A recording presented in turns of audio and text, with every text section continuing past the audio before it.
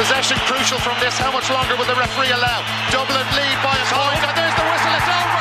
It's over. We earned it by winning the last 2 matches on the road, and that's not going to be taken away from us. But what I love in hurling, I love players that will never give in. He hits it. It's over the bar. Oh, holy Moses. Hello, welcome to the RTÉ GAA Podcast. Hope you're all feeling fresh and well rested this morning, like my guests, Rory O'Neill, Oisín McConville and Marty Morrissey. How we doing, lads? Mikey, how's it going? Hello, everybody. Yeah, Rory looks particularly sharp there. I think it must be the phone camera or the or the good night's sleep he got. Great to have you, lads. We've got 4 football matches to look ahead to. Tipperary versus Limerick in the Munster semi-final. Monaghan v Derry in the Ulster semi-final, which I would say is the pick of the bunch, and then the Leinster semi-finals, Kildare v Westmeath and Dublin v Meath, played out in front of a packed Croke Park, no doubt. But before we get to that, I was interested by a piece Conor Neville wrote on the RT website last night about kind of the jumping off point was Sean Kavanagh annoying Cork fans by suggesting that Cork didn't want to play Kerry and Killarney because of the wide open spaces of Killarney, when in fact the pitch in Parky Ring is bigger than the pitch in Fitzgerald Stadium. And this comes up every now and again. And Oisín, I was just wondering, as a player, were there certain grounds that you considered tight? And I want to find out whether you're right or wrong, or this seems to be a perception, and sometimes it's built from if the stands are close to the pitch, people think a pitch is small when actually the pitch might be bigger than a pitch where the stadium seems a little less claustrophobic. It didn't matter any time we ever said if the pitch is tight. Somebody was always able to tell us it was the exact same dimensions as Croke Park. So I was always very, very skeptical in some pitches. But I'm thinking we played in Longford a few times. I would say that it was tight. I'd say the athletic grounds is tight. I'd say that the pitches that I like playing in were like Clonus, Casement Park. I think where else? Portlaoise, Parnell Park always felt long, but it felt quite tight still. Off the top of my head, where else? Parnell Park isn't particularly long, actually. It's 141 metres long, and the pitch is allowed to be 145 metres long. So it's longer than some, certainly longer. You're right there now on Longford, 138 metres long. So it's actually quite a short pitch, but it's 88 metres wide, which is almost as wide as the pitch can be. The only pitches that are as big as a pitch can be, which is 145 long and 90 metres wide, are Semple Stadium, Pearse Stadium, Marty's Back Garden, Cusack Park, Dr. Hyde Park, O'Connor Park, Ballybuffet. They're the biggest pitches in the country. Well, county grounds. Dr. Hyde Park, that surprised me. Yeah, that surprises everybody. Yeah, that always felt like quite a small pitch to me. Maybe it was the graveyard close by. Maybe. But a lot of the time, these might just be the standard dimensions. Like, that doesn't necessarily mean a manager on the week of a game might turn around to the groundsman and say, you know, when you're lining it this week, Paddy, you know, make sure you line a metre in on either side. Was our friend Kevin McStay known for doing that on occasion? I'd imagine every manager is probably going to try it at some point anyway, given the fact that they have the power to do it, particularly in a home venue. Marty, from your bird's eye view, are there any grounds that would surprise you to know that they're big, or any that you kind of tend to think are small? Well, you surprised me to tell me that Parky Ring is bigger than Fitzgerald Stadium, Killarney, because I'd have thought the opposite, you know. But that having been said, I mean, our home pitch would have been Cusack Park in Ennis, and that's where we trained and practiced on the idea that we would play one day in Croke Park. Of course, it never ever happened, but I think it was Kevin Hood. There were a couple of managers that brought in the sideline a bit to make it a little bit tighter, which I can't remember who they were again. But it was part of a conversation, I remember, and a debate in a Sunday game many years ago. Mickey Hart. Huh? Mickey Hart was accused of it, wasn't he? Well, he was. Yeah, he was. Yeah, I remember that. Yeah. And in Ballybuffet last week, there's a lot more room between Do you know the side where the commentary box is? Mm. There's a lot more room between the sideline and the wall on that side than there is on the That other is side. true, actually. A lot more room than there ever has been. So Yeah. There you go. And the smallest county ground in the country that we know of. Anybody want to hazard a guess? Parnell. No, Parnell. Walsh No. Park. No, it's somewhere where the home county were very insistent on playing there a few years ago. Newbridge. Indeed. 135 meters long and only 80 wide. So Jeez, Newbridge. And it feels tight. It feels tight. And so if they wanted to, as they do talk about renovating it, there's no room behind the stands. There's certainly no room in front of the stands either. No. So Newbridge ain't getting much bigger than it is. Anyway, that was just a little side note I wanted to touch on. Worth a read, that piece. I think it's quite interesting.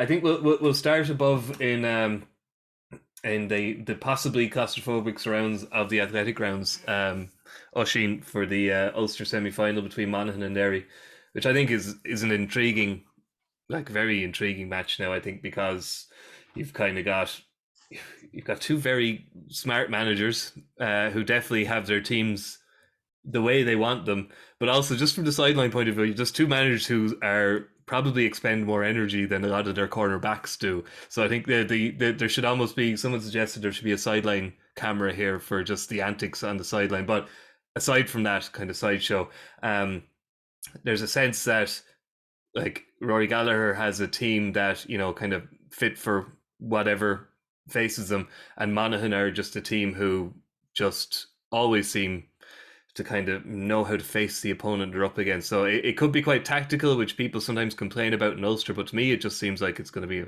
fascinating matchup. Yeah, and that's it. They match up pretty much, leg for leg.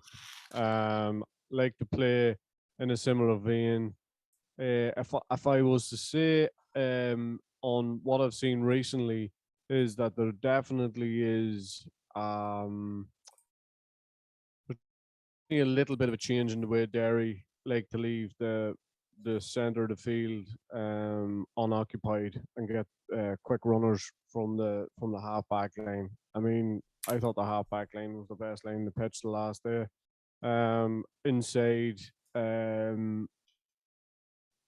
Inside they're good without having a huge amount of pace. And I think as I say, both teams sort of match up very much like each other. Both teams like to play against the set defense. They don't mind that. In fact, I've seen Monaghan breaking out of defense on numerous occasions and holding the ball up deliberately so that they can get out of set defense. And it seems wild. It seems incredible that a team would do that, but they're just very comfortable in that surroundings. And I think when they score against the set defense, then that means their own defense is a lot more organized. I think it gives them the opportunity to press the kick out, which they have decided that they like to do now. And I think the most surprising thing for me with teams that play against Monaghan is that a lot of teams like that have decided that they want to have a go at begging, and they feel as if that's the right way to go. Even if you look at Derry against Morgan the last day, and you can't see, there's going to be any dramatic change in that. They give them a few when they looked maybe a bit tired or after having, a large passage of play that was tiring for some of those forwards. But I think again, one of the decisive things is that they decided to press. Morgan kicked a few across the lane, and they started to get a bit of energy from that. But tactically, the one big thing for me that I seen from the last day was that whenever Derry turned the ball over, the opposition score or kick a wide, the three boys from the full forward line sprint from where they are in the pitch directly into as deep as they can go in that forward line, and that gives space in the middle third of the field where they can get runners off the shoulder. And obviously he likes his midfield, obviously he likes his half back line. His two half forwards are very, very workmanlike, and they'll fill in for the guys who've gone forward. But tactically, he has changed it up, and even like if people want to know why Derry didn't get promoted from Division 2, I think one of the reasons is that they were keeping a bit of stuff locked away for that Tyrone game. The big challenge for Derry now is that, it's the biggest challenge in sport for me, is that can you get yourself back up to a 9 or a 9.5 out of 10 again? And, now that Monaghan have seen exactly what Derry are about, can they reinvent themselves a little bit again? Or do they stick to exactly what they've, what gave them success the last day? But it's an intriguing one for me because I think tactically, as much as a lot will be determined by individuals, I think tactically there's some key things that have to happen in order for Derry to win this match. And I think the other thing is that, as I say, they have to get up to the level that they were at against Tyrone in order to beat Monaghan. Yeah, Marty, it's Derry. There's a bit of a buzz around them this year. Monaghan are one of those teams who consistently compete at a high level, with kind of people questioning how long they'll stay at that level, even though they've been there now. Like I jokingly call them Gaelic football's cockroaches because they can't be relegated from Division 1, and that is certainly meant as a compliment, by the way. But like they're not, it's not a huge population by any means. They're obviously stone mad for football, but every year, every 2 years, somebody comes through and they're like, bang, they're ready-made into county football. Like Gary Mohan obviously is the example this year. And they have a very shrewd manager. And despite all the buzz about Derry this year, it's hard to go into this match betting against Monaghan. Yeah, I'd agree. And I would go so far to say, and I know it is a long way out and it's a bit either stupid or brave, but I fancy Monaghan to actually win Ulster, because I think they have the overall balance if the right Monaghan team appear. Because sometimes I've got excited about Monaghan in particularly in league, I suppose in both league and championship on a given day, and then the following day they disappear. It's interesting what Oisín says about Rory Beggan, because I would agree that opposition seem to focus on him. As far as I can recall, since the day in Inniskeen when Kerry got those goals, I think the whole idea of both of Niall Morgan and Rory Beggan coming out into the middle of the field for kickouts, I haven't seen it. Maybe it has happened, but there seems to have been a change of plan since that particular day. I still think I think that some of the scores that Jack McCarron has produced has been excellent. I know Niall Loughlin and Shane McGuigan have done well for Derry, but I just sense that Monaghan have that overall balance. They seem to have a very strong panel, despite limited enough resources, and the backroom team seem to know what they're doing tactically and strategically as well. I think they'll have been well warned about Derry, and I think Derry were focused, as Oisín says, about Tyrone, and it's very hard to come up to that level again when you have another serious challenge facing you. So overall, I'd fancy Monaghan, as I said, to certainly get into the Ulster final. And right now, I feel if the right Monaghan team appear on the day, that they could actually win Ulster. Rory, what do you think? Because there could be a touch of after the Lord Mayor show here for Derry, but at the same time, like Rory Gallagher, he just seems to have put so much into it and really sees this as like a project that's coming to fruition. So you'd imagine he had a plan for Tyrone and now he has a plan for Monaghan. So it's just a matter of kind of physically and psychologically keeping the players fresh for that. And I was looking, and I think I'd agree. And I think I was looking there as well, Mikey, that it's the first championship meeting between the two teams since 2009. This is like, what's that, 13 years? Now, by and large, I mean, Oisín is obviously much better placed than I to venture forth an opinion on this.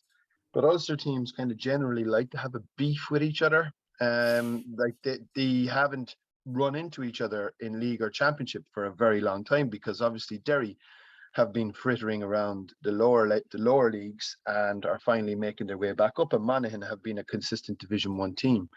So there's no history there. There's nothing really to draw on in terms of a pattern or something that we can kind of look at of a recent vintage where the two teams have crossed paths, unless they've obviously met in a McKenna Cup somewhere down along the line. So you mentioned at the very start, it's a curious game to try and kind of figure out, because there's nothing there to kind of go on to give you any indication or inclination of what actually might happen. So the best you can do, really, I suppose, in drawing any conclusion on it, is look at the two teams themselves in their own particular form. And I think, given Monaghan's display the last day, where I actually didn't think they played all that well and still gave down a terrible pounding. So the Hughes brothers, they're just, they just keep going and going. What servants, unbelievable. Darren, I think, is nearly playing as well as he ever is. And what age is he now? I'd say he must be 35, is he? I think he's 35 and Kieran is 34, is that right? Yeah, just unbelievable. Like the way, though, again, and look, this might sound slightly patronising. It isn't, because they're, as far as I can see, they're the only county that seems to be able to keep lads going and keep lads involved and have them playing at the top level and contributing right up to getting a max out of right up of everything. So I agree with Marty. I think, look, that one swallow won't make a summer for Derry. Obviously, if they get beaten by Monaghan on Sunday, that would be a big kick in the goalies for them. But Monaghan just impressed me more, and you could never back against them. I think they'll beat Derry. I will back against them because I have to stick with my tip for the Ulster Championship, which is Derry. But don't laugh, Marty. They've Underford. No, I like your courage. Well done. I've strengthened my convictions, Marty. Yeah, your conviction rather than your courage. So it's 2-1 in favour of Monaghan at the moment. What way do you see it going, Oisín? I think it going all the way. I think there's little small things that are going to make a difference, and Monaghan even have 2 runouts in the athletic grounds this year. The first one in the McKenna Cup against Armagh on penalties, and then they obviously played Armagh in the league and they dominated for 40 minutes of the game, and then Armagh got back into the game, probably luckily enough. But I think they have good memories. I think they like playing in Armagh, and I'm going to go Monaghan on penalties. All right, I like it. I tell you, just one lad to look out for, that was unbelievable the last day. Was Conor Doherty. Scored 2 points from wing half back. He's as powerful a wing half back as I've seen in some time. And the game plan, it's almost like, and I know it's not, but it's almost like the game plan revolves around a player like that. And he was exceptional. He scored 2 points. He had a hand in probably 3-4 other scores. And then there's the full forward line, Derry's full forward line, 113 the last day, exactly the same as what Donegal's full forward line got last week. So Monaghan have their hands full defensively. And the thing about Monaghan is that as much as they scored 23 points against Down, they give away 2 awful goals. And that's the thing that keeps niggling away at me, is that Monaghan, as much as they are so talented from midfield, even if you want the half back line on up, but I still think that they can be got at defensively. So I think Derry will get a couple of goals, and that might be enough just to keep them in the game. So I think it's going to go all the way. All right, I look forward to that. Sounds like it could be a clinker. A quick word then, lads, around the other 3 matches before we move on to the small ball. Tip v Limerick, Marty, in the Munster semi-final, and the right to play Kerry. Dubious right to play Kerry in the Munster final. But I guess for a lot of people here, we're looking at this through the prism of the Tailteann Cup draw on Monday morning on Morning Ireland. If Tipperary win this match, they will be in the Sam Maguire. If they lose it, they're into the Tailteann Cup. Limerick, obviously, through their promotion to Division 2, are guaranteed a Sam Maguire place regardless. So I guess a provincial semi-final shouldn't need kind of added sauce, I suppose, but that does add a layer to this game. It does. And I think Limerick did very well to beat Clare in Ennis, I think. And I'm not being biased, but our have the inside knowledge. But I know there's a bit of heartbreak in Clare over losing that, because having done so well in Division 2 and survived it, they would have anticipated and expected to beat Limerick. And obviously that was historic because of the penalties and the shootout. Billy Lee has done a great job in Limerick, I have to say. I think this is his 6th year in charge, and he keeps producing very valuable performances like what he did against Clare. And David Power, I think, is in his 3rd year, I think, with Tipperary. At the end of the day, you're dead on, Mikey. This is about the Tailteann Cup, because I don't think it matters who gets to the Munster final. Kerry are going to overwhelm them. It'll be done and dusted at a very early stage. I just can't see Limerick and Tipperary surviving in the company of Kerry. So it is about that battle in terms of Limerick, obviously, and Tipperary battling for a place in the Munster final and survival and being able to play in the All-Ireland Championship, but also the Tailteann Cup is a factor there as well. Yeah. Rory, you've had a bit of a graw for Tipperary since the league final, so obviously they've got that added incentive. Do you think that could be enough for them here?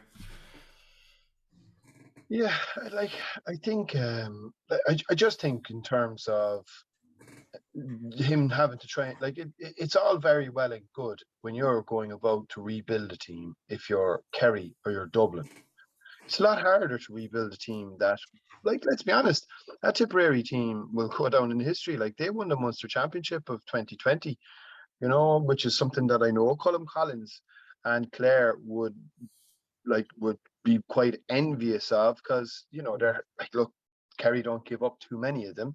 So I think when you're trying to rebuild a team that was quite successful, they had managed to reach certainly one All-Ireland two All-Ireland semi-finals in their time. They gave Mayo a game on one of those occasions. Obviously Mayo were just a bit too strong. And they had some absolutely quality players. That's a lot more of a difficult task to try and rebuild a team when you're down at those levels, when you're obviously the second fiddle in the county in terms of profile, prominence, and I suppose support. So I think what he's done is an outstanding job this year in terms of just kind of reinvigorating their season, getting them promoted back out of Division 4, which they probably shouldn't have been in the first place, and really kind of set them up now to have a half decent championship. And I think they will win. Now, their record against Limerick is hit and miss, and it's very much a 50-50, but the game is at home in Semple Stadium. I'd imagine they'll have trained there quite a bit during the week, and I think it's again, similarly to Monaghan Derry, hard one to call, but I'm just going to give Tipperary the nod on the basis that they'll, create a bit of kerfuffle, because that will eventually mean then is you have to have a preliminary draw for the Tailteann Cup, yeah, and a knock-on preliminary draw, I think, for the first round qualifiers, which I think probably result in Mayo being in it, which would be great, Grant. They had 6 debutants against Waterford. I guess, Oisín, the question is, how many of them are from the North Riding and how many of them are from the South Riding, which will determine whether Tipperary are in the north end or the south end of the draw for the Tailteann Cup. Don't get me started on this, because literally, I suppose, I think let's face it, the Tailteann Cup is it's like something that's on probation, and everything we need to do everything correct to a T, and for us to announce that we were gonna go north and south, imagine the people sitting in the room making that decision, right? I can understand why the people in that room made the decision, but I cannot understand why there wasn't one person in that room went, whoa, hold on a second, guys. How is this going to be viewed by the teams who are taking place? We are trying to sell these people something. We have got so far down the road. Now we need to put the icing on the cake, and we need to make sure that the conditions which the perceived big boys are playing under are going to be exactly the same as the ones that the second tier is playing under. And how somebody in that room, if this was a collective decision, how somebody at some stage didn't go, oh, hold on a second, lads, how is this going to be viewed by other teams? I know for a fact because I've talked over the last 4 or 5 days. I've talked to at least 10 people involved in this competition, and every one of them have the same problem. Why should that be the case for us and not the case for the big boys? Yeah. And I just think we still have time to rectify this. We still have a couple of days in order to turn this around. And before somebody tells me that it was done for the right reasons and it was done because of finances and all those things, I accept that. 100% I accept that. But I guarantee you the teams, county boards will suck up that extra 400 quid or whatever it is in order to get to these fixtures and play them. Cavan are fed up playing Fermanagh. Fermanagh are fed up playing Antrim. Or,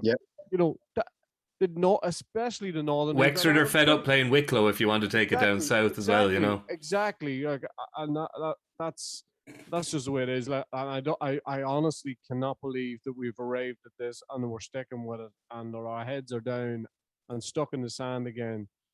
Because if you want this to work, it has to work for everybody, and everybody has to be viewed in the same way.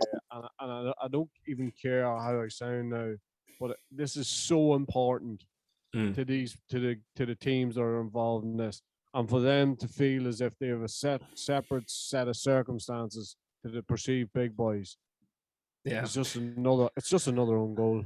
Yeah, like Marty, we keep saying the Tailteann Cup needs promotion. We talk about it here on this podcast more than we talk about any of the lower tier hurling competitions, and it's mostly not in the positive. We now know when the draw is taking place. Supposedly there's going to be some kind of a launch on Monday as well. I haven't got any details on that, but I do know that the draw is on Morning Ireland, which is good. That is, people say, why isn't it on TV? But then when the draw is put on TV, people give out why the draw is on TV. Morning Ireland has a huge audience, about 400,000 people. If you want people to know about something, Morning Ireland is a good place to put it. But, you know, next year it's going to be 4 groups of 4. So this year, like, it's starting off at a bit of a limp. 4 groups of 4. Jeez. I mean, I have to say that just to endorse what Oisín is saying, I don't think he should be surprised, because I've been saying this for a while. The recent decision making in the GA world is quite poor, in my opinion. I think the fact that we're having All Irelands in July 17th and 24th, and this packed schedule of fixtures is mind-boggling for me, because in one side of the mouth there was to try to get the fixtures done. The other side of the mouth is talking about player welfare. Now the Tailteann Cup comes along. All we've heard, this is going to be great. We're going to have to insist on television coverage. All I'm hearing is our players thinking about heading to America because and abroad, rather than waiting on for the Tailteann Cup. So, like, when I think of Cavan last Sunday, and I know that everybody knew what it was, but Cavan's performance was, I thought, very impressive against Donegal, and they're heading for the Tailteann Cup. And it's I find that difficult. And I understand the concept, I understand the reasoning for it, but what I don't understand is, in my opinion, dividing it up into north and south. For what reason? Everything Oisín said, validate 100%. And next year, we're going to have 4 groups of 4 or whatever. Well, that's absolutely crazy, Marty. I mean, like the Tailteann Cup does not need a round robin. Like, it does not. It just simply does not need it. Like, dead rubbers, Sligo against, like, Waterford against Carlow, and some dead rubber match that no one will go to. Like, that is just, it's like so many things that you come across, whether it was the Super 8s or whether it was the Tommy Murphy Cup or whether it was the original round robin in hurling back in the noughties. Concept good, execution bad. Like, this was the Tailteann, like, it's straightforward, open draw. Whatever teams are in it, you pull the names out of a hat. They all play each other once, straight knockout, and on you go. It's, I don't know. I mean, I just think there was an awful lot of opportunities missed here. I mentioned on the last podcast as well, by the way, Mikey, like in relation to, I mean, what are they actually playing for? What does the Tailteann Cup look like? Like, wouldn't it have been a very simple idea, right? To farm out the design of the new Tailteann Cup to the secondaries or the primary schools of Ireland.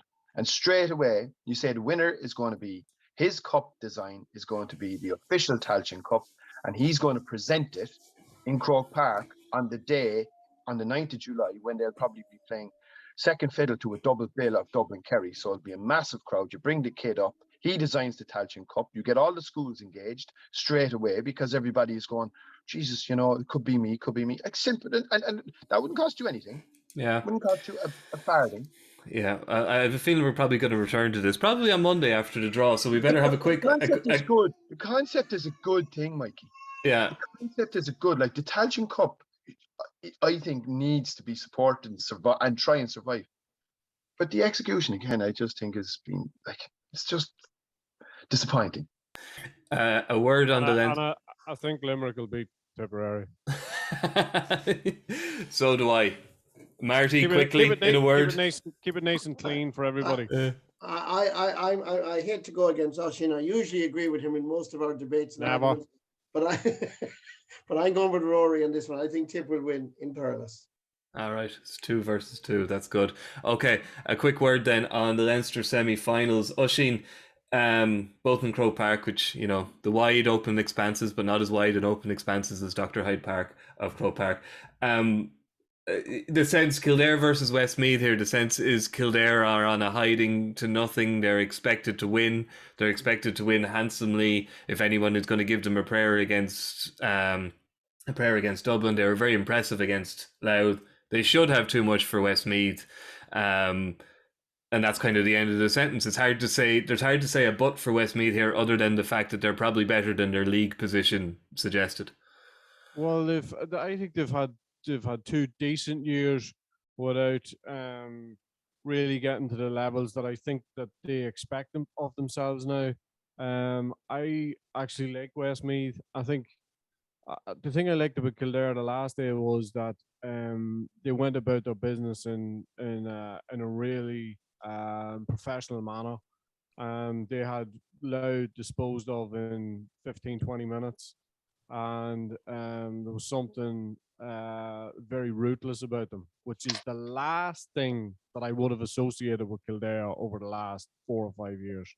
And so in that regard, they've changed dramatically. I think the other thing that's changed about them is there's proper steel about them now, proper steel. And I think that is to do with they are now playing for the badge, they're playing for the jersey, they're playing for the people, they're playing for the community, and that maybe hadn't been tapped into before as much. But I think these guys are getting the most out of this Kildare team, and then the fact that they have a forward line that can match anybody else. I think the thing about the Westmeath game is that they need to now replicate what they did the last day, and I think they'll have enough to win. But I think Westmeath will cause them more problems, especially defensively than Louth cost them. So as much as it looks like a nothing game for Kildare, I think Kildare can get a huge amount out of it psychologically, because again, it's going back to the Derry thing, backing up what you did the last day and having the maximum level of preparation going into the final, which more than likely will be obviously the Dubs, but will be the Dubs. Does anybody, we're stuck for time, Brendan Cummins is waiting to come in and talk Hurling, does anybody disagree with a Kildare win here? Shakes at the head all around. It's hard to make. I know, and I don't think anyone disagrees with the Dublin. Well, we have to mention it. There is one small little concern, I would imagine, from a Dublin perspective. Is I heard there last night, is Davy Byrne gone for the season? Yeah, cartilage. Yeah, so cruciate. Is a cruciate ligament. That's a blow. That's a blow, lads. Yeah, that's a big blow. It is a very important factor that Rory mentions, because I think Davy Byrne is probably very underrated. He takes over that part and parcel that full back line. And if there's an area of weakness in Dublin, even when the great Dublin teams were there, they don't have a lot of depth there now either, Marty. No. The high dropping ball that Cavan felt would also be a Dublin weakness. And Davy seemed to, without being, a man that wouldn't jump into the air for you, but he did a great tight marking job in that inner line. he is a loss. Yeah. He certainly is. Well, at the other end of the field, Oisín, I suppose most Dublin fans, and I shudder to even bring up this match. The PTSD hasn't passed yet, but Conor Callahan's performance against Wexford kind of put everybody on notice. Like, this is kind of, we eulogize David Clifford like for everything he does, and rightly so, because he puts bums on seats and people watch matches to watch him specifically. A fit and firing Conor Callahan is that kind of player, and he's also, I would argue, that important to Dublin. Like, he makes that attack look very different from the one that got relegated from Division 1. He does, and you know what else he does? He gives you the opportunity to play both Rock and Costello, I think. Because obviously, on the previous regimes, that was never, it was one or the other. And I think now there's a realisation that if we have somebody as dynamic as Conor Callahan in there, then you can play both of them and they'll get you scores because there's so much attention focused on him.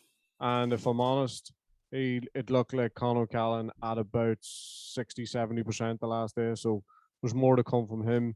Yep. But just the Dublin forward line in general and how they played the last day, how they moved around, and Dublin at last, having played 7 league games, started to think a little bit more about how they were going to protect their defence. It's still not there, but it's a work in progress. And who knows when it's going to click. It might click. It might click against me. And that's why these games that look like nothing games, you can find stuff out along the way. So I think Davy Bourne being out is a huge loss to them. And this game may give them the opportunity to find somebody else to slot in there. But I do think that as much as it feels like a nothing game, I think Dublin can get plenty out of this game. And I think the stiffer that Meath challenge, the more they'll get out of it. Yeah, absolutely. Okay. I think we've covered all our bases on football, and Brendan Cummins, who obviously could contribute to a football chat, but we haven't asked him to double job on his first podcast of the year, will be in shortly. So Oisín, we'll let you go. Thank you very much. Thanks, guys. Bye, Oisín. He hits it, it's over the bar! Oh, holy Moses! Welcome back. We've been joined by Brendan Cummins for his first podcast appearance of the year. How are you, Brendan? All good, yeah. All good, yeah. I'm just slightly disappointed I'm on podcasts, but to be honest, it means our famous under-20s are out of the championship, unfortunately. Yeah, it's I caught a bit of your game, but I did watch the Leinster final, and they're under-20 provincial finals do have a habit of being cruel, I find, and Wexford's defeat was quite cruel, missing the shot by inches with the last puck of the game. So it's anyway, for those who don't know, it's Limerick going on to play Kilkenny in the All-Ireland final, but your Tipperary side, Brendan, there's plenty of encouragement for the future, shall we say? Yeah, there is, and I suppose it was my first venture into an underage or a management setup, and I have to say we played a lot of games, the same as all the other counties did, and we'd have played Wexford and Kilkenny and had great ding-dong battles with them. So the championship was extremely close, I suppose, but and all the teams extremely well organised, using it as a platform, I suppose, to develop players to bring them on to the senior team. So having looked at it, I think the future is bright in a huge amount of counties right across the country. To be fair, when it comes to the Munster and Leinster championship, I think there's a huge amount of talent coming, and it was great to get an insight and see what other counties have and what's coming as well. So it's very positive. You mentioned development, Brendan. There's obviously a fair bit of unhappiness among hurling people about the rule that prohibits under-20s from playing senior championship. I suppose on the flip side, there's also serious concerns about burnout, hip injuries, hip replacements, knee replacements for men in their 30s because of, too much training, too many matches during their developmental years. So circling the square, I suppose, is difficult enough. But what was your view on that rule? Look, I think the rule has to go. It's the first view anyway. I think it was piggybacked in on the football when there wasn't a split season. I think Hurling adopted it just out of we may as well do what the footballers are doing. And this year I see it. It's the cruelest thing, and Marty will agree, I would presume, on this. And Cathal O'Neill scored 1-1 in the last minute and a half to knock Clare out of the under-20 championship. Very a unlucky. week later, he couldn't play against Cork. So there's an unbelievable inequality in what happened in that case, So, and also, like, I went down to see Cork play Limerick. It'd been brilliant to see Kieran Joyce and Cathal O'Neill marking each other in their own age group against their peers, and everybody was robbed of that. So look, everybody I speak to across all the counties, we all have the same view, that let the guys under 20 play with their own age group. I mean, you take Oisín Pepper, came on for 2 or 3 minutes in the Leinster Championship, and Roster misses him in the for the under 20 championship, and an unbelievable talent who can't grow and flourish within his own age group. It's just mad, and I think it will have to change. I feel there's a huge appetite out there to change it. I just hope that the mothership, as it were, listens, and the Congress that's going to be held later this year decides to change it for next year, because I do think these young players deserve to play in their own age group and not be penalised for the fact that their inter-senior and the county team is looking for them to contribute as well. Yeah, but Marty, I will go back to the counter argument of burnout and players being contributing to too many teams between college, between club, albeit a split season, I suppose, does less than that. And if you're playing with a couple of inter-county teams, the demands physically, mentally, just time-wise are huge. So it's not without any rationale, this rule, surely. Yeah, and you're right to bring it up, but I'll disagree with you because I really do think that this is actually even morally wrong. I mean, you're only under 20, under 21. I think it should go back to under 18 and under 21. There was nothing wrong with it. We bent the rule there because we heard all different evidence and information. Bottom line is that, in my opinion, one, it should go back to under 18 and under 21. But if you're good enough to play senior inter-county championship, you should not be punished by then not being allowed to play with your own age group. You're only underage for the first 20 years of your life, per se. And you need to be able to be bonding with your colleagues, with the lads you went to school with, the lads you played maybe minor with, or in played the under-17 development squad, and you're being denied because you're good. Sure, that can't be right. It's a form of discrimination. This is another daft decision. It's a form of it's a form of discrimination, Mikey. It is. It doesn't apply. It doesn't apply to Joe McDonough teams. It only applies to Liam McCarthy Cup. So if you're a really good player, you get penalised. I mean, Yeah. Okay. And I think also it's probably. Yeah, sorry. It's important to note as well, right, that if you're talking with inter-county teams, you're not talking about a local club team that train the lads 8 nights a week if they got their chance. You're talking about sports science. You're talking about physios. You're talking about two managers who are talking to each other with the benefit of trying to get this player through the system with flogging him to death. You're talking about then Fitzgibbon Cups. You're talking about freshers. Then you're talking about colleges, RTÉ Cups thrown in the middle of it all. So, you know what I mean? I have no, like a lot of the players that I've had this year, thankfully, I suppose, in a good way, we were selfish now. We didn't have any with the seniors. But potentially next year we could have a few with the seniors. And it's just extremely difficult for those players to say, right, lads, good luck. I'm too good to be playing with G according to the GA, and I can't develop with my own age group. It's just, I don't know. I think it'll change, though. On a positive note to end this part, I think it will change because there's a huge appetite out there. Yeah, well, watch this space. Yeah, Marty, I suppose the big hurling story of the week doesn't really involve hurling at all. Obviously, we've got confirmation that a unnamed Limerick hurler was arrested and questioned and released in Limerick city centre after a row in a pub following their Munster their Munster round robin win over Tipperary. It's not the first time Limerick have had kind of issues off the field, shall we say. There was something during their trip to the States a few years ago.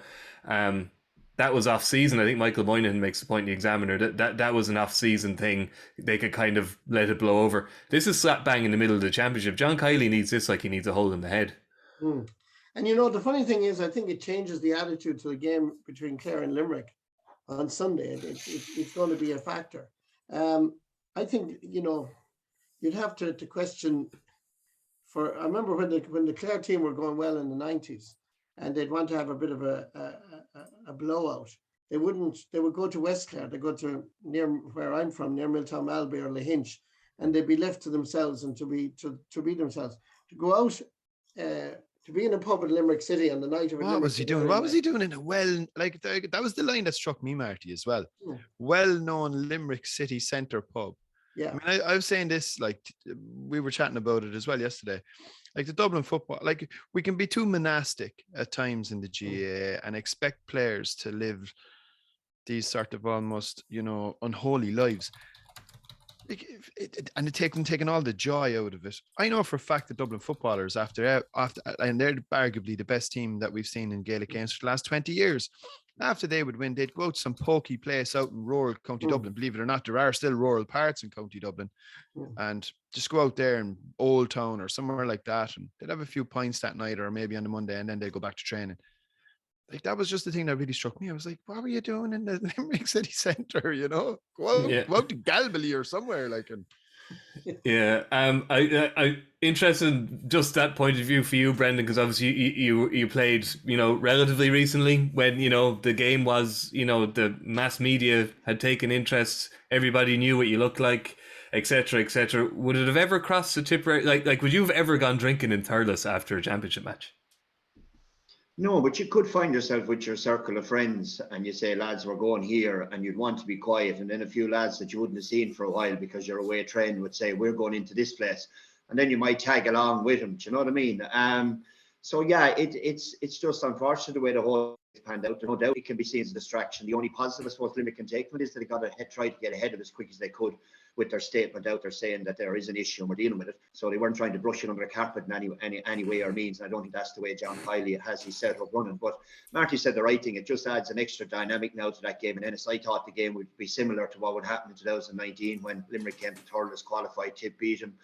Limerick didn't really do a major amount to try to stop Tip from winning because they knew they were qualified once they didn't get injuries. But now they're under the microscope as to what's going to happen and what's the reaction, and we'll see it in Ennis and all this kind of stuff. So, you know, it could actually serve Clare in a bad way that this is after happening, because Limerick will be looking to show that we're galvanised and we're all together and we're not falling to pieces over this. Yeah, because that was the thing, Marty. There was, you know, this kind of idea that Clare could benefit from Limerick turning up in their flip-flops and like not being too bothered about it, whereas now, yeah, that on the one hand, Limerick may want to show, you know, we're unbothered by this, we're all Ireland champions, etc. On the other hand, they'll want to walk a fine line, because if they pick up a red card, it won't just be a red card in the match, it'll be flammed up as, you know, Limerick discipline, here it is again on and off the pitch. You can write the headlines before it happens. I'm not predicting they will get a red card, but, you know, it happens in senior inter-county hurling.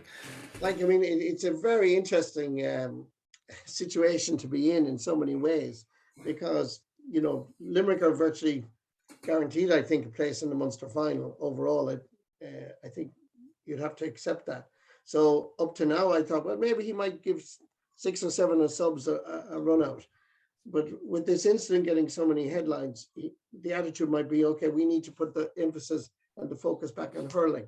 And we need to win every game, despite the fact that we might be playing Clare, maybe, in the Munster hurling final. So I do think it changes the perspective. And I think John Kiley and Paul Kinnerk and the lads Dodge will know ultimately what they're going to do themselves. But it makes it more intriguing, I have to say, the whole psychological aspect of this, because the likelihood is that I think it'll be either Limerick, Waterford, Limerick, Clare, and Munster hurling final, obviously, as it stands. But it's the permutations now, because Clare play Limerick and then they play Waterford the following week, while Limerick will be off. So John Kiley might want to make a statement.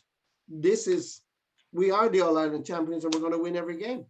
Yeah, they could very well decide that, Rory. I suppose the question is, how are Clare fixed moving on to the actual match? How are Clare fixed to stand up to Limerick, because they've impressed so far, obviously. They've had you know, a chance to rest up now, and but Limerick, and they've got a few players back, Mikey. There's a couple of injuries after tidying up. I don't know, is David Reedy now fit? Is Mark Rogers potentially back training and fit? And have they got, who else was there? There was somebody else as well. Aaron Shanaher? Aaron Shanaher, was it? No, I'm trying to remember. Marty, who's on the way back? There was one other big name. Was it? Ed McCarthy was another lad. McCarthy, he's a bit longer though, Marty. He's longer, yeah. Yeah. So he mightn't be back. I mean, like, the Clare, definitely, I think the Clare team have improved under Brian Lohan. Big time they have, yeah. They have a Lohan-esque feel about them, you know, where it is pride and it is passion, but there's also hurling. But when you put, you know, Peter Duggan and Shane O'Donnell in your full forward line, and you've Tony Kelly performing on a 4 or 5 out of 10, where normally it's been 10.5 out of 10, if you know what I mean, where the county has been depending on Tony. And Tony has been playing well, but part of the team. But you know what potential he has. I think Clare are limited in their resources. Brian Lohan is doing a great job. He's gotten the maximum out of it, but whether it is enough to take on a Limerick squad of 24, 25, I don't know. But I know that in Ennis, the attitude will be, this is our home patch. This is going to be a cauldron. We need to win this. I know it's been impossible to get tickets at home because of the visit of the All-Ireland champions. So I expect a humdinger. And I think once the ball is thrown in, all ideas of, we might be playing them again, forget it. This is Clare Limerick. This will be war. Oh, it will be. Oh, absolutely. Brendan, have... Yeah, and I think the position, I think the position as well as Shane O'Donnell out in the half forward remind me a bit of what Liam Sheedy did with John McGrath. When he took him out from the edge of the square, he gave him more of a freedom to play and express himself. And I think the modern half forward is allowed to go into his own half back line knowing that he can't be marked. I think Shane O'Donnell, seen him in that Tipperary game, played that role really well. And also coming from behind on the puck outs, it meant that he was able to win puck outs by leaving the wing back stay in front of him, and he was coming from behind. And he was very good, and I think it just rejuvenated what Shane O'Donnell was doing and kept him in the game. Because I'd have always thought Shane O'Donnell side the square, give him 10 or 15 minutes without getting any ball, and then start to drift. But bring them out in the game more often and involved, and he has no problem in working back, which for me was a big piece in watching Clare against Tipperary when they dismantled Tip that day. Yeah, they do seem to have the forwards, Rory, without a shadow of a doubt, to put it up to Limerick. I suppose the question then is the full back line in particular, and obviously the half back line is important as well. But that middle battle is kind of an 8 or 9 man job, shall we say? It turns into a bit of a amorphous blob. But the full back line against this Limerick full forward line, be it Kyle Hayes, Aaron Gillan, whoever's in there, they showed the last day that they're just exceedingly dangerous. And we say it about Limerick a lot. It's kind of like whack-a-mole. You tie up, Gerard Hegarty, someone else pops up and gets the scores the next day. So I think the question marks around Clare would be to do with their defence, not because of their defence, but because of how Limerick are playing at the moment. Well, if Kyle goes in full forward, I mean, you've Kyle Hayes against Conor Cleary, that's worth the entrance fee alone. Absolutely. That would be some wrestling match before they even pick up the Hurleys. Then I'd imagine Rory Hayes will pick up Aaron Gillan. That would probably seem like I would imagine he's the best. Well, he's probably the best cornerback in the country at the minute, really, like himself and Sean Finn. I don't think they'd have too many worries in their defence. Clare, I think they've got a very good 1 to 15. I think the depth is probably their biggest issue. To go back to the point Brendan was making as well, and one thing that struck me as very surprising, really, is Peter Duggan's form.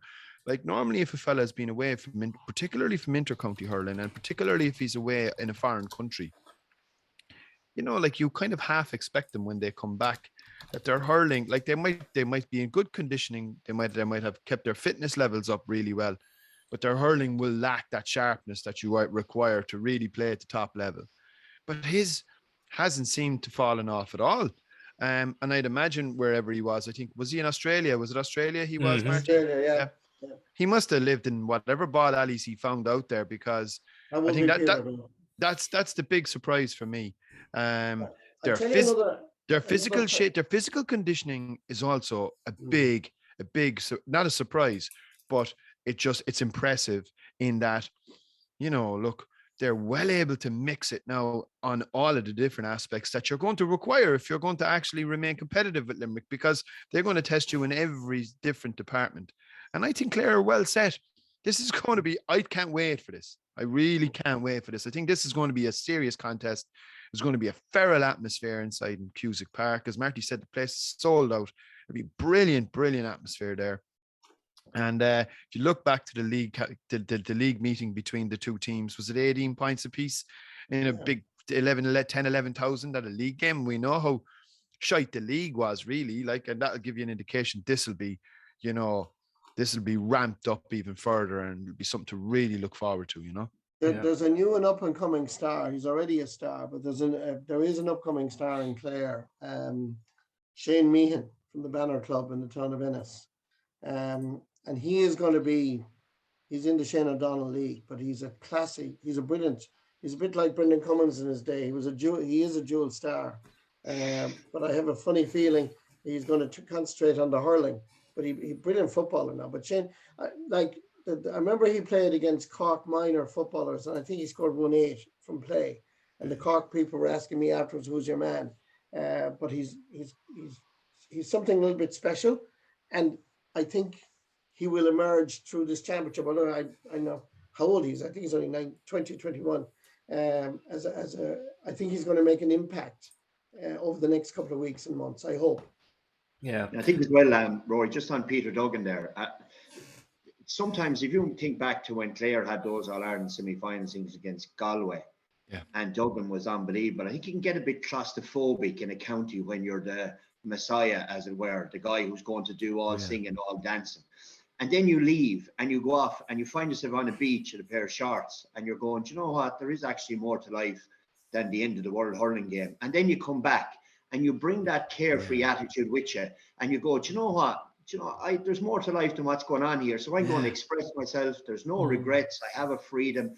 And that's what I saw in Peter Duggan above in Thurles today. He ran, he went to the ball. He just expressed himself. There was no hitting a free wide from 40 yards and thinking, oh my God, there's shame on my family for hitting this wide. He just went, I'm playing, I don't care. And that's the way he plays. And the rest of the team have reflected that. And fair play to Brian Lohan for getting all these fellas and him integrated back in such a positive way as they have. Yeah. Could you see Clare winning this match, Brendan? I can, yeah, I can. I still think after everything that's gone on in Limerick, I still think the Limerick are looking at the bigger picture, which will be to make sure that they don't have massive injuries. And I think the edge that you have from it being a knockout match won't be there, and it will be there for Clare for all the world, and that they'll want to get the 6 points, get to a Munster final. And I think it factors on in Ennis as well, might be just enough to get Clare across the line on this one. And they have a bit of momentum as well, if you think about how well they played against Cork and Tipperary, which is something Clare, I suppose, in the last number of years haven't really had that level of high confidence going into a game like this. And I think they have it now. They have a bit of maturity about them, and I think they might have enough, Marty, are you going to wholeheartedly endorse that, or are you going to engage in some cute tourism? No, I think Brendan's judgment is spot on this occasion. It's when he says Tipperary will win every game, I get a bit bothered about him, I wouldn't be biased in any way, but I think Clare will give this everything. They've got to give it everything, because if they want that Munster final place, and I think the whole idea of games and we might be playing them again, that is so unlike Brian Lohan. That he will just want to win, and particularly in Ennis, and have the deal done before the Waterford lads arrive. So, Clare Limerick take on a whole new dimension. There is an intense rivalry. We always had a rivalry with Tipperary, but it goes up 3 or 4 notches when it is Limerick. And the fact that they're all Ireland champions and they're so good, I think Clare will really, really want to win this for so many reasons. I think Kylie might, I'm only guessing, but I think he may leave off a couple of players, which would be good news for Clare, like Aaron Gillan, because you can't afford to have either injuries or anybody picking up cards in this match, because the time is so short. So, I would never go against somebody of the sheer gravitas of Brendan Cummins. I think his judgment on this particular podcast is spot on. I'm going to say Limerick win. I actually do think the incident on Sunday night, Monday morning does change the dynamic here, and I think John Kiley is going to maybe while resting a couple of players, but I think Limerick I might make the case that a fired up Limerick could rest Aaron Gillan and still beat Clare. That might be a stretch. Rory, what do you think? I actually agree. You're breaking up there, Mikey. You're breaking up. I can't hear you anymore. I actually Something agree. gone wrong there. As much as I've been impressed with Clare, and I say I stand over the fact that I still think they could be in the Munster final, and I think they will be in the last 4, because I think they're outstanding side. I do actually think, look, the negative press on Monday last, some criticism of their performance last Sunday, even though I don't think Tipperary maybe got enough credit on that front. If that was then to be bookended or supplemented with a third kind of a wave of negativity by losing to Clare, I think it could actually, set off some major alarm bells around Limerick for the year. Now, do I see that happening on Sunday? No, I think they'll come out and they'll be pretty fired up for this, because I just like as Marty mentioned, like these are lads that have gone to school and college with each other. The rivalry is actually quite intense and quite keen, and I think they will fancy Limerick to win. The other Munster game, well, I suppose we're probably predicting a Waterford win here, likelihood going on form and form mainly. But Brendan, I thought it was interesting during the week, Liam Cahill kind of put out a clarion call to Waterford fans to turn up and fill out Walsh Park. It's a small Walsh Park. We're not talking about Semple or Parky Queeve or Croker here. Like the best Waterford team in a decade, let's say, league champions, yada yada yada, looking to secure a place in a Munster final. I thought that was a little bit strange and I like unnecessary. But then maybe you don't think so? Was he afraid maybe, Brendan, that Cork supporters will buy up all the tickets, or maybe? He's focusing minds, I think, is what Liam Cahill is doing. I mean, in the term of banana skins, this is probably the biggest one and the most scariest one that Waterford will have. Waterford, the tag of favourites doesn't sit unbelievably comfortable with the Waterford group, right? It's not a slight on them, it's just the way it is. And they are in the middle of a height now of supporters looking further down the road of who we play in the All-Ireland semi-final. We'll be playing Limerick again in the Munster final, how we'll get on against that. So in fairness to Liam, I think he's trying to ground everybody in the Daoiseach County to say, look, we need to turn up here. Supporters, players, management team, everybody to get over Cork. And we're probably at this stage fed up with saying that there's that in Cork that'll come out today. Yeah. But if you're Liam Cahill, you're paranoid out of your head that this is going to be the day. And if Cork beat Waterford below in Welsh Park, and we saw how Tipperary tied Waterford up in knots for long periods of that game, Cork are more than capable of doing the exact same thing. And then suddenly we get down the home straight, 2 or 3 points in it either way, and it's squeaky bum time, right? And I don't think he wants to get down that road. So I think the rally cry has gone out to Waterford to come, but also rally cry to these players to say, right, we're going to have the support. I've called for that. You better front up now that they're here and make sure we deliver on potentially the best Waterford team that they've had in decades. But they need to do it on the pitch now, and Sunday's a massive game for Waterford now. And Brendan, we talk about the round robin and it's hot and heavy and the games come thick and fast. Waterford haven't played since the 23rd of April. Yeah, it's a long gap, and people in fairness to Cork, if I'm Liam Cahill and I'm looking at Cork and going, right, 27 minutes in, they're 11 points down.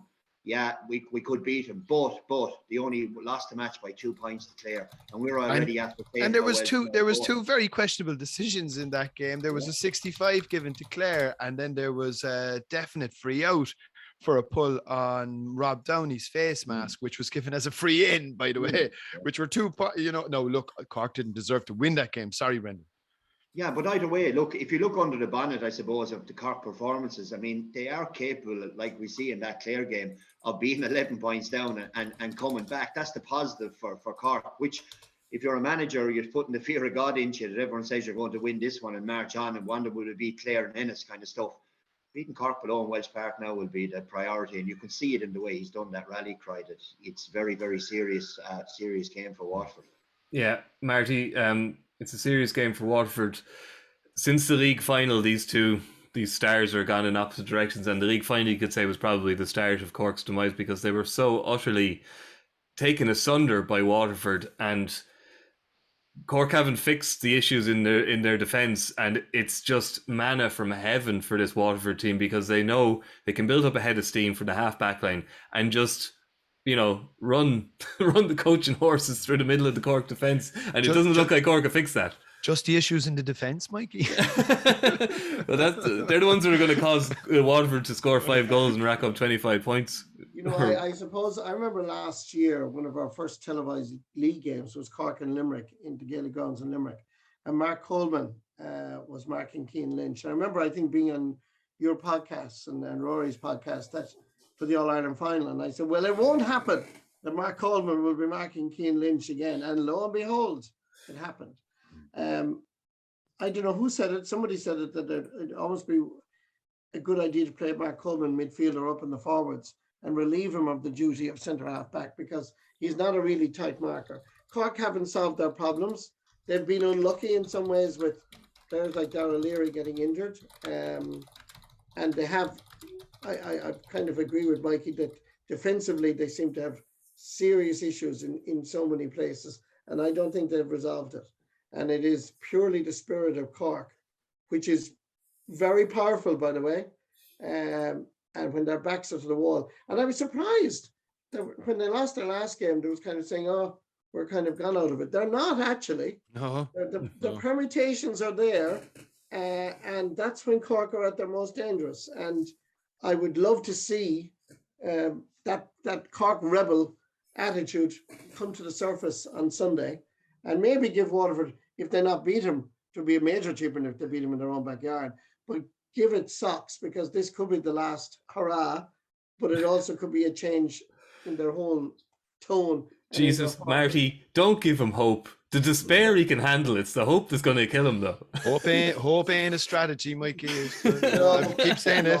You know, I'm relying on passion now. That's what I'm relying on. Yeah, we'll be getting in trouble when we analyse hurling matches that way, Rory, which we try to avoid doing on this podcast at all possible. Look, in many ways, I would this might now, I'll probably have people coming at me and giving out and grant, whatever. Look, I've thick skin, don't worry about me. But I kind of, in one sense, nearly hope they bottom out. I hope they, obviously of course you'd love to see Cork win, for the players, for the management, for the supporters, and give themselves a little bit of hope. But what are you actually doing? I think you're probably taking out one of the few teams that are maybe capable of beating Limerick.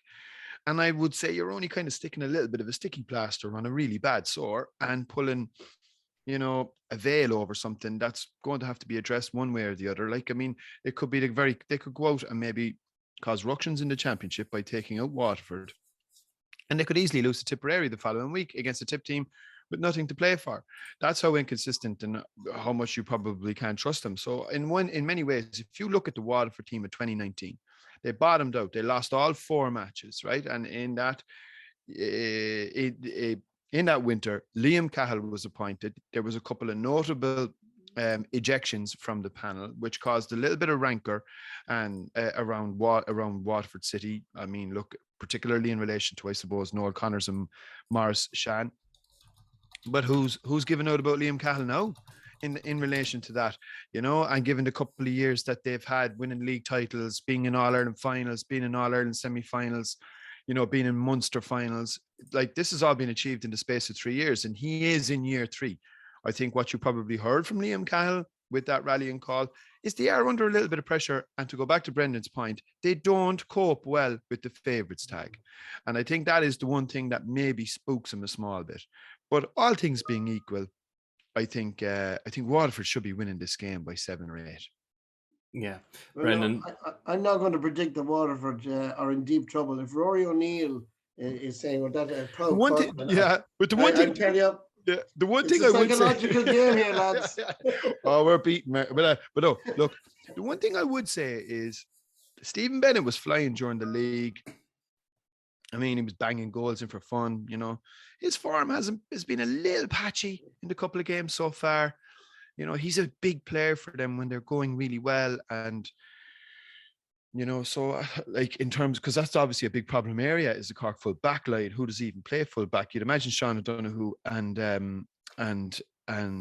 it'll be Sean O'Donoghue and probably Niall O'Leary will be the 2 cornerbacks. But who's number 3? You still don't know who's going to, if they end up playing Mikey Kiley, he's a handful and a half. So look, you just couldn't see Cork winning. But you just never know. You never know. Brendan, they're a funny bunch. Waterford, they do need a statement win in this championship, don't they? They need to kind of announce their arrival in the Munster Championship this weekend, don't they? Well, I think from the outside looking in, we'd all say, we want to see Waterford beat somebody by 10 points and say that they're going to get on to Limerick and be a real challenge throughout the summer. But I think from a Waterford point of view, they're probably saying, let's just win this game by 3 or 4 points, whatever it is, get over the line, get on to Ennis, win that one, be on 6 points and see then and make sure we qualify. Because I think it's often there's a separation, obviously, between what players and panels' expectations are and supporters. I mean, we saw it below in Welsh Park when Tipperary went down to play Waterford. They all thought a lot of Waterford supporters would have thought that it was a case of we'll beat Tip by 15 points and expel a lot of the demons over the years. It never really turns out that way. So I think part of the round robin in Munster more than Leinster is you just win the match, the whole matches, sneak one away, get qualified, and then get into the serious business in Croke Park later in the year. And I think Liam Cahill will be hoping that the next part of that journey will be on Sunday. Okay. Marty, we'll get your prediction because I know you have to leave. How do you see this one going? A Waterford victory, to be honest with you. I think they're a fine team. I think, again, the point I made earlier about Limerick, they have the talent on the bench, and we've seen that in other games already. That when you look at your bench and you bring somebody on, and they make an impact, and Waterford have it, which is probably my greatest concern about Clare, my own crowd, that we don't have that array of talent yet. We're coming, but not to the level of Waterford. So Waterford, I think Waterford win by 7 to 10 points. Okay. Thanks, Marty, and thank you for joining us, and we'll chat to you again soon, all right? Thank you. Best of luck, guys. And I'll see you, Brendan, in Walsh Park on Sunday. Yep, we sure will. Correct, right. To yourself, Brendan, what's your prediction on this one? Yeah, I think Waterford, all right, will probably have too much. Maybe I wouldn't say 10 points now, maybe 5 or 6. I think will be in it. The fact that Walsh Park is a bit of a tighter venue will mean there won't be as many avenues for those galloping horses you're talking about to run down the middle. I think if Cork can set up with their half forward line playing closer to their own goals than they have in the last couple of matches, it'll give them a better chance as well.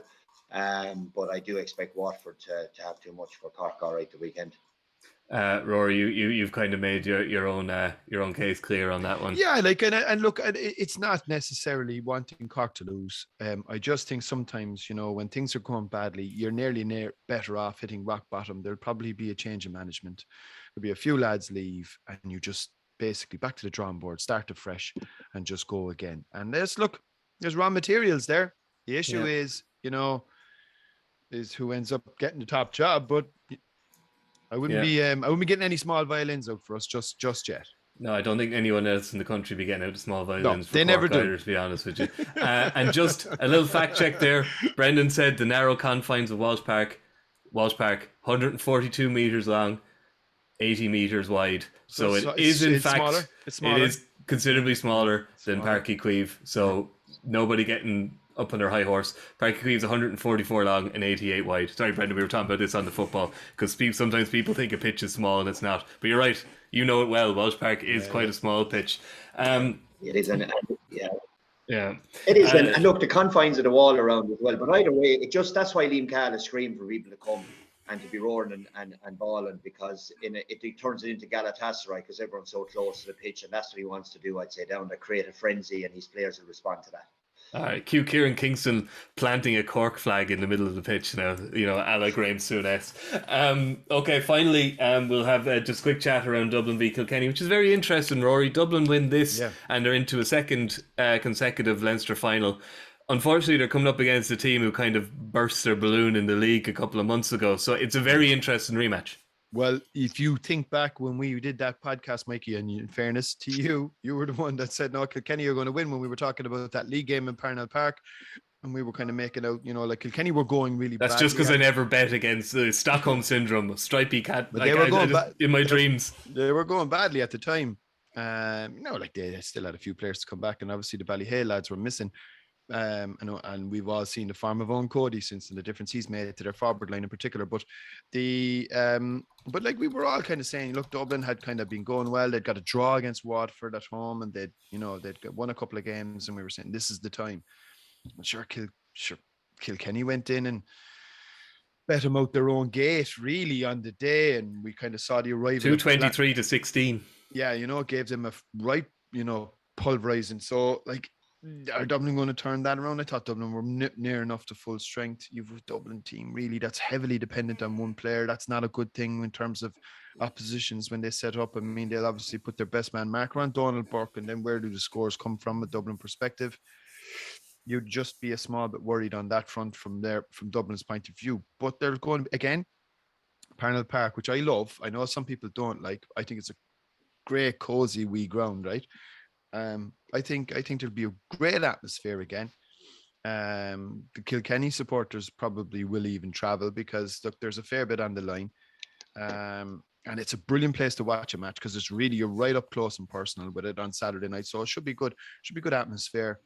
And look, I think it's a great opportunity for Dublin, but I'm just not sure if it's one that they're going to be able to take. Yeah, how do you see it going, Brendan? Because I look at this through a prism of Wexford, unfortunately, as I do most things in the Leinster Hurling Championship. And Dublin did a lot right against Wexford, obviously, and they have Donald Burke, one of the possibly the form forward in the championship. But Kilkenny, albeit losing the last day against Galway, they do seem to have kind of definitely found another gear since the league. The gear being the Ballyhale lads, whether TJ misfired the last day or not. You just kind of feel that whatever about Galway, Pearse Stadium, the Shefflin factor, this is a game you kind of believe a Cody Kilkenny team go into thinking we should win this.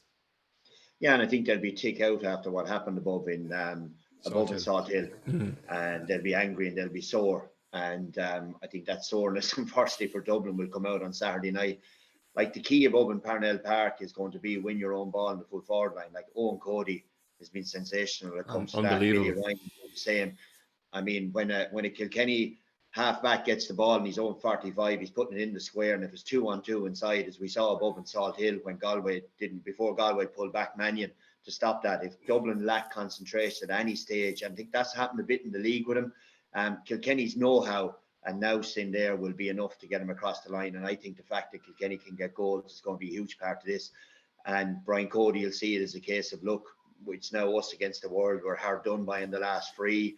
Look at the talk about us over the last couple of weeks, all that kind of stuff. And they'll just fire him up to give him that X factor, I think, to push him across the line. And of course, Padraig Walsh is settling in lovely at centre forward.